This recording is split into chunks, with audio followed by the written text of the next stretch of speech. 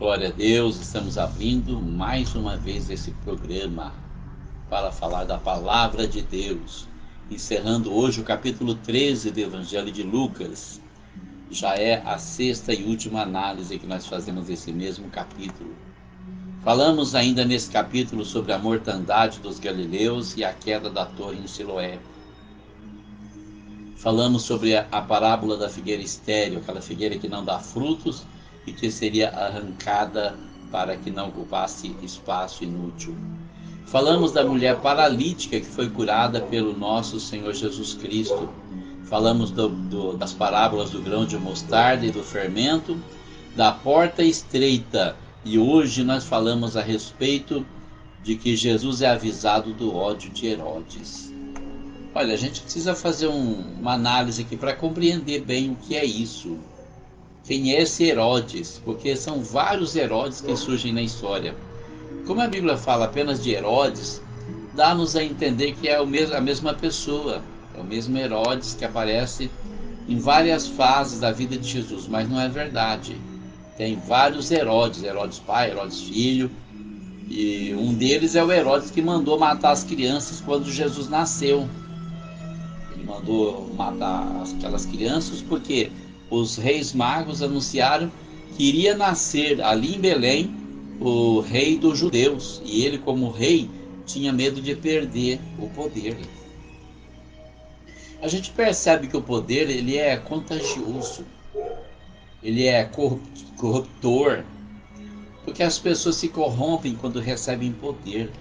Parece que o poder embriaga as pessoas e fazem elas acreditar que elas são aquilo que elas não são, que elas têm um poder ilimitado e elas não querem mais deixar o poder.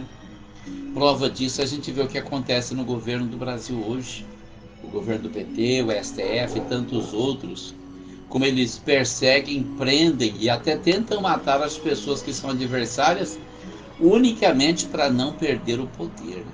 Tudo que eles querem é permanecer no poder. Então, tudo para eles é justificativa. Assim era Herodes também. Ele temia que alguém tirasse ele do trono. Então, ele queria continuar sendo rei. Portanto, quando os magos disseram que tinha nascido em Belém o rei dos judeus, de acordo com a profecia, ele quis saber onde estava esse menino. Como foi enganado pelos magos, mandou que matassem todas as crianças de 2 anos para baixo naquelas cercanias, para ver se eliminava aquele que possivelmente seria o rei dos judeus. Como muitas pessoas em Israel, ele também não sabia que o reinado de nosso Senhor era um reinado espiritual. E assim acontece hoje. Esse Herodes aqui é outro Herodes, é um Herodes que veio depois, no tempo de Jesus. Ele era, se eu não me engano, filho daquele Herodes tetrarca, e ele queria também permanecer no poder, ele não queria perder a posição dele. Então ele odiava toda pessoa que ameaçava ele perder o lugar dele.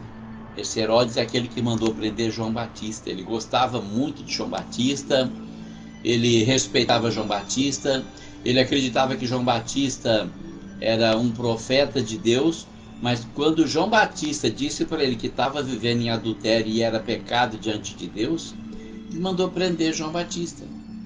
João Batista foi preso para se calar, porque é o que as pessoas fazem quando elas têm medo de perder o poder. Elas tentam calar o seu oponente. Mas aconteceu um imprevisto. A filha da mulher dele agradou ele no dia do aniversário e ele prometeu que daria qualquer coisa para ela. E como a mãe dela odiava João Batista, porque as pessoas que vivem em pecado, elas odeiam os profetas, elas odeiam aqueles que falam da palavra de Deus, como esse Herodes também estava odiando Jesus, porque pregava a palavra de Deus, porque denunciava o pecado dele. Então aquela mulher, ela instigou a filha dela a pedir a cabeça de João Batista. E a mulher foi pedir a cabeça de João Batista, e Herodes, como tinha prometido em público, não podia voltar atrás com a palavra dele, então ele mandou matar João Batista e cortar a cabeça dele e trazer num prato. Então ele foi acumulando maldade em cima de maldade. Olha, qualquer coisa é justificativa. Não, irmão, não é não. O pecado sempre vai ser pecado e não tem justificativa. O erro sempre será errado. A justiça sempre será justa. Porque Deus não olha a aparência das pessoas. Deus olha para o coração.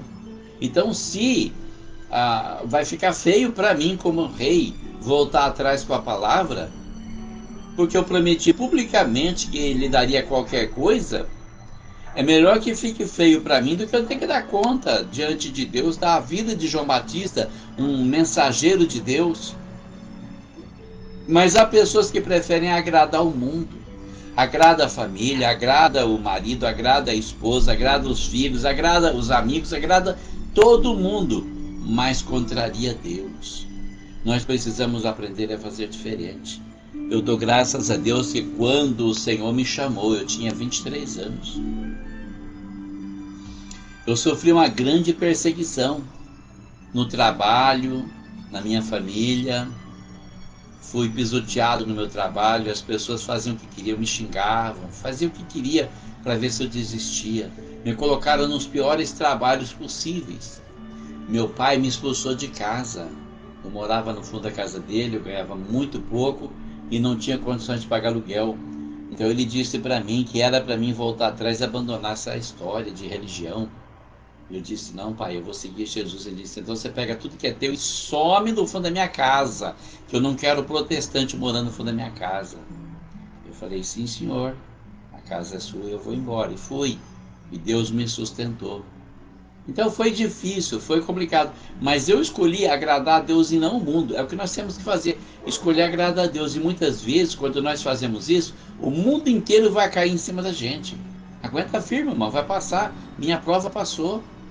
Hoje eu tenho minha casa, meu carro, minha profissão. Deus me abençoou muito, realizei todos os meus sonhos. Consegui a casa própria, tenho um carro bom para andar, tenho um emprego bom, sou professor, sou escritor, fui professor de computação, sou professor de português e literatura já há 18 anos, muito bem conceituado na diretoria de Sertãozinho, graças a Deus. A graça de Deus que está na minha vida. Porque olha, tudo que você fizer para glorificar o nome de Deus não vai ficar sem recompensa. A luta, o sofrimento, a angústia vai passar, mas você vai ser lembrado diante de Deus. Malaquias diz que há um memorial diante de Deus para aquele dia em que ele vai recompensar as pessoas. Que há uma diferença entre aquele que serve a Deus e entre aquele que não serve a Deus. Passei minhas lutas durante a vida, minhas falhas, minhas fraquezas, minhas incoerências. Algumas vezes me afastei da igreja, tentando não me afastar de Deus, o que é muito difícil. Mas o Senhor me trouxe de volta, me mostrou o melhor caminho. E eu não tenho nada para reclamar, eu só posso agradecer. Eu só tenho motivos para agradecer. E agora eu estou sentindo no coração de fazer mais uma coisa, talvez seja a última, não sei. Eu estou pedindo oração para as pessoas, para o Senhor falar comigo. Se isso for um delírio meu, que o Senhor tira do meu coração. Mas se for um propósito de Deus, que ele permaneça e que eu vá em frente, porque eu sei que o Senhor me dará vitória. Futuramente nós estaremos revelando qual é esse propósito, né? Agora nós estamos dando início a esse estudo aqui para falar a respeito da palavra de Deus que diz que Jesus é avisado do ódio de Herodes. Naquele mesmo dia chegaram os fariseus dizendo-lhe: sai e retira-te daqui, porque Herodes quer matar-te. E lhes respondeu: ide e dizei àquela raposa: eis que eu expulso demônios e efetuo curas hoje e amanhã, e no terceiro dia sou consumado. Importa, porém, caminhar hoje e amanhã e no dia seguinte, para que não suceda que morra um profeta fora de Jerusalém. Olha que palavra enigmática Jesus pronunciou aqui para os fariseus. Eles vieram trazer o recado dele. Talvez tivesse algum que tivesse boa intenção. Olha, sai daqui, Jesus, porque Herodes está querendo te matar. Talvez fosse bem intencionado, até não sei. Mas sempre tem aqueles venenosos que vai com prazer. Não, você tem que ir embora, sai daqui, some, porque se você ficar você vai morrer. Herodes quer te matar. para pôr medo, para assustar, para a pessoa não fazer. Quantas pessoas nós temos hoje assim? Você vai falar de alguma coisa, algum projeto seu, ou alguma outra coisa, algum propósito, e a pessoa fala, isso não vai dar certo, não funciona, é muito difícil. A pessoa tira toda a sua coragem, todo o seu ânimo. Por isso nós precisamos escolher bem quem são as pessoas com as quais nós nos comunicamos, porque às vezes as pessoas, elas só querem nos ver para baixo. Algumas pessoas não conseguem fazer e vão dizer para você que você também não consegue, porque ela não quer que você chegue onde ela não conseguiu chegar. E talvez você chegue, se você insistir, ela não quer isso, para você não pensar que é melhor que ela. Ninguém é melhor do que ninguém, mas tem as pessoas que Deus escolhe e Deus usa algumas pessoas para cumprir o seu propósito divino. Então Jesus, num desabafo, ele declara: Jerusalém, Jerusalém, que matas os profetas e apedrejas os que te são enviados. Quantas vezes quis eu ajuntar os teus filhos como a galinha, os seus pintos debaixo das asas, e não quiseste? Eis que a vossa casa se vos deixará deserta, e em verdade vos digo que não me vereis, até que venha o tempo em que digais: bendito aquele que vem em nome do Senhor. Aleluia, glória a Deus. Porque, irmão, não importa o que as pessoas pensam, não importa o que as pessoas fazem, a questão é que o Senhor sempre será glorificado. Não importa o propósito humano, importa o propósito divino. É isso que importa. Porque Jesus veio para os seus, ele vai ser recebido em Jerusalém. Passe o tempo que passar, custe o que custar, a palavra vai se cumprir. Mas agora ele está fazendo um desabafo aqui, porque em Jerusalém morreram tantos profetas. Se a gente for ler no Antigo Testamento, quantas pessoas anunciaram a palavra de Deus e não foram recebidas? Porque a pessoa que tem pecado, ela não aceita que você chega para ele e fala: olha, você tem pecado e você precisa se consertar. As pessoas querem ter o ego massageado, quer que você fale bem, que você declare bênçãos. Olha, você vai ser abençoado, você vai... Chega para uma pessoa religiosa e fala: olha, você precisa mudar de vida, você precisa se arrepender. Ela já fecha a cara na hora. Mas diga para ela: olha, Deus está na tua vida e vai te abençoar. Ela fala amém, e dá até um sorriso. Porque as pessoas querem ter o ego massageado, irmão. Mas a verdade tem que ser dita. E Jesus estava aqui fazendo esse desabafo, tentando abrir os olhos do povo que morava em Jerusalém, porque eles estavam prestes a cometer mais uma atrocidade. É claro que não adiantava nada. Jesus ia morrer de qualquer jeito, porque ele veio para morrer. Ele veio para morrer no nosso lugar. Ele veio para dar a sua vida por nós. Então não era o ódio de Herodes, não era o ódio de Anás ou Caifás, ou de Pôncio Pilatos, ou de qualquer poder mundano que iria tirar a vida de nosso Senhor. Mas o propósito de Deus, porque o Pai o enviou para morrer em nosso lugar, para que ele fosse o nosso bendito Salvador. É por isso que nós não podemos tirar a atenção dele. Quantas pessoas hoje clamam tantos outros nomes? É Maria, é Pedro, é Tiago, é João, é Antônio, mas o nome que salva é Jesus. Atos 4,12 diz: em nenhum outro há salvação, porque também debaixo do céu não existe outro nome dado entre os homens pelo qual importa que sejamos salvos. Só Jesus salva. Só ele pode nos conduzir ao céu. Ah, mas eu não estou pedindo para Maria salvar, eu estou pedindo para ela interceder diante de Jesus. Irmão, Jesus é o intercessor diante do Pai. Não precisa fazer uma fila enorme. Então, se nós não podemos chegar em Jesus, Maria vai interceder por nós. Ah, bom, Maria também foi uma mulher santa, não podemos chegar nela. Então, Pedro vai interceder por nós diante de Maria. E Maria vai interceder diante de Jesus por nós. E Jesus vai interceder diante de Deus por nós. E forma uma fila tremenda e você é cada vez mais distante de Deus. Mas Jesus disse que o mesmo Pai nos ama. Ele nos ama, Ele vai ouvir as nossas orações, as nossas súplicas. E toda vez que Satanás for nos acusar de pecado diante de Deus, Jesus vai aparecer diante dele e falar: Pai, olha minhas mãos furadas, eu morri por ele, eu morri por ela. Ele vai interceder por nós. Então nós vamos ao Pai em nome de Jesus. Nós não vamos orar para Jesus. Tem muita gente que eu vejo nas igrejas, inclusive nas igrejas evangélicas, que vai orar e fala: Jesus, em nome de Jesus eu te peço isso. Não, irmão, não, está errado. Nossa oração tem que ter o endereço certo. Nós oramos ao Pai em nome de Jesus. Foi isso que ele ensinou. Tudo que pedirdes ao Pai em meu nome, eu o farei. Então você ora ao Pai, você não ora a Jesus, você não ora ao Espírito Santo, você ora ao Pai em nome de Jesus. Inclusive eu vejo um louvor que cantam às vezes na igreja, eu fico pensando, meu Deus, que falta de sabedoria. A pessoa canta Espírito Santo batiza. Irmão, não é o Espírito Santo que batiza, é Jesus que batiza com o Espírito Santo. Então nós temos que ter o endereço certo para a nossa oração, para o nosso louvor, para a nossa adoração, porque cada uma das pessoas da Trindade tem uma função específica. O Pai tem todo o domínio, Jesus é o mediador, o intercessor, o nosso sacerdote diante de Deus. O Espírito Santo é aquele que veio nos consolar, veio nos dar apoio, veio nos ajudar, veio confirmar tudo aquilo que Jesus disse e nos revelar a verdade espiritual, que está oculta na mente de muita gente por poderes satânicos, poderes infernais. O Espírito Santo revela, ele abre a mente, ele destrincha tudo e fala, olha, a verdade é essa, Jesus é o Salvador, e você vai ao Pai em nome de Jesus, e eu estou aqui para ajudar vocês, porque a Bíblia diz que o Espírito Santo intercede por nós com gemidos inexprimíveis. Então vamos ter o endereço certo.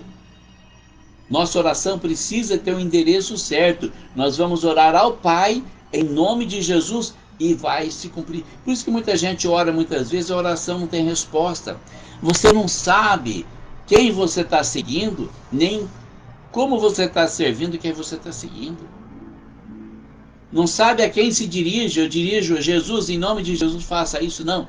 Pai, em nome de Jesus eu te peço, faça isso. Se você ler o livro de Atos dos Apóstolos, você vai ver que o tempo todo eles falam ao Pai em nome do Filho. Pai, em nome de Jesus eu te peço, faça isso. Pai, eu te agradeço por tudo em nome de Jesus. O Pai tem que ser glorificado com o Filho, mas o Pai só será glorificado se nós usarmos o nome do Filho, porque toda vez que Deus olha para nós, ele vai ver o pecado que está em nós. Mas quando nós usamos o nome de Jesus, então, quando Deus olha para nós, ele vê o seu Filho em nós. Nós estamos invocando o Pai em nome de Jesus. Vamos fazer uma oração certa, vamos ter sabedoria, irmão. Por isso que muitas orações não são atendidas, não são respondidas. Nós precisamos mudar, nós precisamos ler mais a palavra de Deus. Muita gente hoje fica no celular. Ah, mas aqui também tem Bíblia, mas você não fica olhando a Bíblia no celular, você fica olhando redes sociais, você fica jogando. Põe o celular de lado, começa a ler a Bíblia. Faça um propósito de ler a Bíblia do começo ao fim, durante todo o ano. Mas eu já li, leia mais. Não é cansativo, não é enjoativo. Toda vez que eu leio a Bíblia, parece que é a primeira vez que eu estou lendo. Eu revivo algumas coisas que eu já conheço e descubro outras que eu ainda não conhecia, porque há muitos mistérios ocultos na palavra de Deus e só com a leitura da Bíblia, em atitude de oração, com a ajuda do Espírito Santo, nós vamos compreendermos. Jesus aqui ele faz essa declaração: Jerusalém, Jerusalém, que matas os profetas e apedrejas aqueles que te são enviados. Ele está declarando que Jerusalém, que é chamada de cidade santa, não aceita ser questionada, não aceita que lhe acusem de pecado, sendo uma cidade pecadora. E lá em Apocalipse, Jerusalém é chamada de Egito, Egito espiritual, Sodoma e Egito. Então Jesus diz: quantas vezes eu quis ajuntar os teus filhos, como a galinha ajunta os seus pintinhos debaixo das asas, mas você não permitiu. Você endureceu o coração. Quantas vezes o Senhor tenta falar com uma pessoa, mas a pessoa é religiosa. Ah, eu já tenho minha religião. O que a tua religião vai te adiantar quando chegar na eternidade? O que você precisa é ter relacionamento com Deus. E eu não estou falando só de outras religiões, mesmo quem é evangélico, muitas vezes vai na igreja, só leva a Bíblia para ler lá na hora que o pastor manda abrir a Bíblia. Em casa joga num canto e deixa. Não tem relacionamento com Deus, não tem relacionamento com o Pai. não ora, não fala com Deus, não se lembra dele, só lembra de Deus quando as coisas vão mal, quando vai bem, em vez de dar glória a Deus, vai festejar com os amigos, esquece dele completamente. Nós precisamos ter um relacionamento, nós precisamos ter conhecimento da palavra de Deus, porque através das Escrituras nós conheceremos o caráter de nosso Senhor Jesus Cristo e poderemos nos esforçar para imitá-lo. Então, diante desse desabafo, o Senhor diz assim: eis que a vossa casa vos ficará deserta. Ou seja, vocês vão ficar sem a presença de Deus. Porque, irmão, não adianta você estar numa multidão e estar longe de Deus. Você está sozinho, está no deserto. Não se confia nos seres humanos. Seres humanos são falhos, são falsos, são traidores. No ano de 92... instigado pelos irmãos, eu me candidatei ao cargo de vereador aqui em Viradouro. Eu precisava de pelo menos 150 votos para me eleger. Todos prometeram que iam votar em mim. E muitos ainda prometeram que os seus parentes também votariam. Eu teria mais de 300 votos naquela ocasião se eles cumprissem a promessa. Tive 48 votos.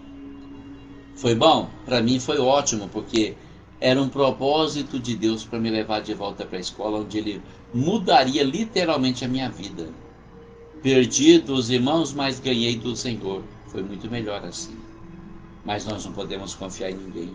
Se você confia, a pessoa trapaceia.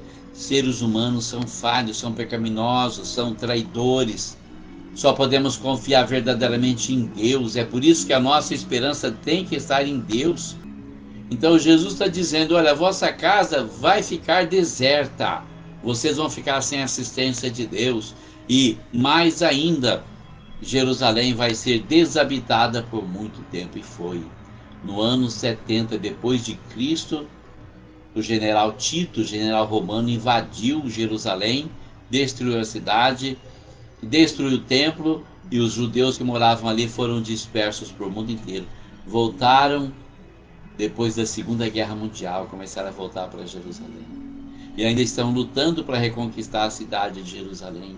A palavra de Deus se cumpre, irmão. Não importa a circunstância, não importa o que está acontecendo no mundo, não é a política, não é o dinheiro, nada vai ajudar ou impedir o cumprimento. A palavra de Deus tem poder para se cumprir em nossas vidas. E nós vimos aí o exemplo do cumprimento da palavra de Deus.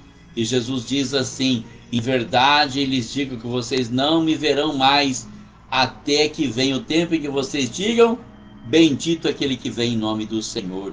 Está chegando esse momento.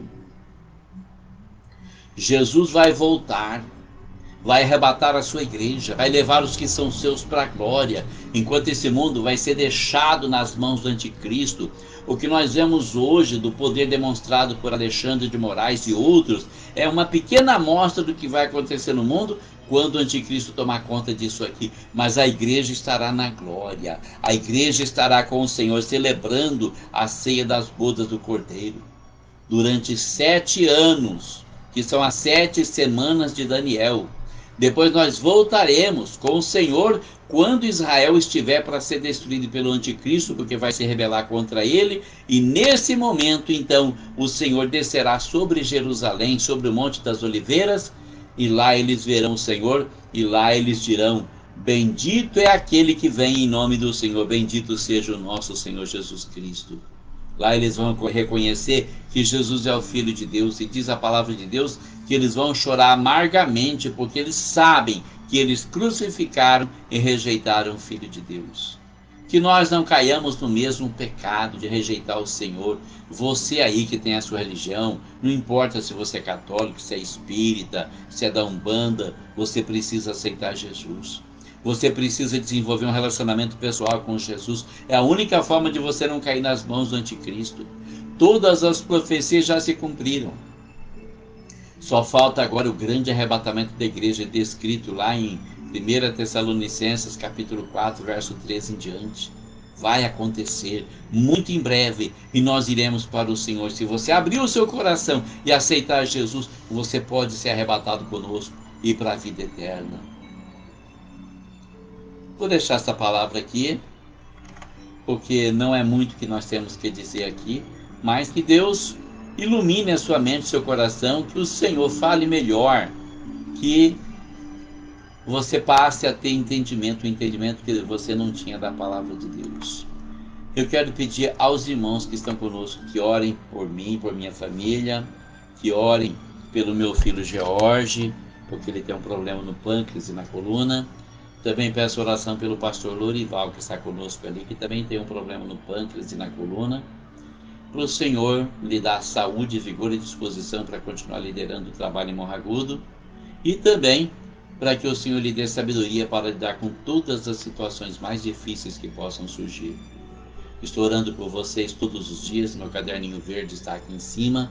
Apresento todo dia de manhã ao Senhor e peço ao Senhor para iluminar a mente e o coração de todos, para realizar o propósito dele na sua vida, para salvar aqueles que ainda não têm o nome escrito no livro da vida, que o Senhor lhes mostre o melhor caminho, e peço que os irmãos orem pelo Brasil. Nós estamos vivendo um momento muito delicado, muito difícil, em que a nossa democracia está por um fio para se romper. Que o Senhor repreenda esse dragão que está sobrevoando a nossa nação e nos restitua a liberdade. Que o Senhor realize o seu propósito. Que Deus abençoe você, que Deus abençoe a sua família e que Deus abençoe o Brasil, em nome de Jesus.